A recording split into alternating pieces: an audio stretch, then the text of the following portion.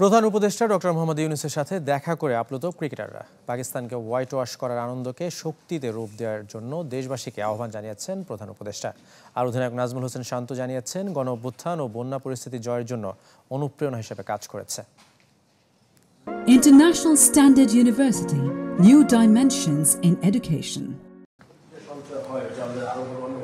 কথা রাখলেন ডক্টর মোহাম্মদ ইউনূস ও তার উপদেষ্টা পরিষদ।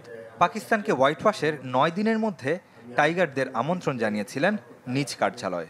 নিজে গিয়ে হাত মেলালেন নাজমুল শান্ত, মুশফিকুর রহিমদের সাথে। ছিলেন দুই তরুণ উপদেষ্টা আসিফ মাহমুদ, নাহিদ ইসলাম ও স্বাস্থ্য উপদেষ্টা নূরজাহান চৌধুরীও। একসাথে সেরেছেন মধ্যাহ্নভোজন। বিপর্যস্ত বাংলাদেশিদের মুখে হাসি ফোটানোয় অভিনন্দন গর্বিত ইউনূসের। তোমরা যে শক্তিটা সেই আহরণ করার পদ্ধতিটাকে বার করতে পারো, সেই জিনিসটার দিকে দৃষ্টি আকর্ষণ করছে। এই শক্তিটাকে আহরণ করা যায়। তোমরা যে আজকে একটু উল্লাস করে দিলে, এই শক্তিটা তো জাতির শক্তি, কিন্তু সেই জাতির শক্তিটাকে প্রয়োগ করা, আহরণ করা, তারপরে আরো উচ্চ ধাপে নিয়ে যাওয়া, সেটাই হচ্ছে। নোবেলজয়ী প্রধান উপদেষ্টার আন্তরিকতায় মুগ্ধ অধিনায়ক।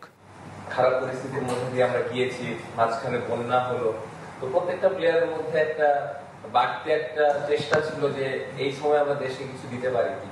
সো ওভারঅল খুব ভালো একটা এক্সপেরিয়েন্স। এবং স্যার আপনাকে অনেক ধন্যবাদ আবারও আমাদেরকে এভাবে ইনভাইট করার জন্য, এবং আশা করব যে এভাবে স্যার আপনি আমাদের ক্রিকেটারদের পাশে থাকবেন।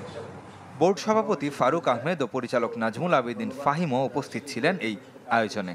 প্রতিশ্রুতি দিয়েছেন জনপ্রিয়তম খেলাটিকে সঠিক পথে রাখার। আপনি যেভাবে, আমি ছোট পরিসরে চেষ্টা করছি, অনেক কিছু অনিয়ম ছিল, তো সব কিছু আস্তে আস্তে অ্যাড্রেস করার চেষ্টা করছি ক্রিকেট বোর্ডে। আশা করি সফল হব।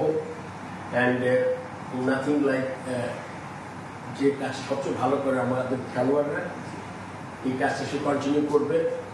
প্রধান উপদেষ্টার কার্যালয়ের বাইরে হাস্যোজ্জ্বল ফটো সেশনে এক হয়েছিলেন সবাই। মুশফিককে জড়িয়ে ধরার ছবিটাও তোলা থাকবে ভবিষ্যতের জন্য। রেদওয়ান শুয়েব, চ্যানেল 24, ঢাকা।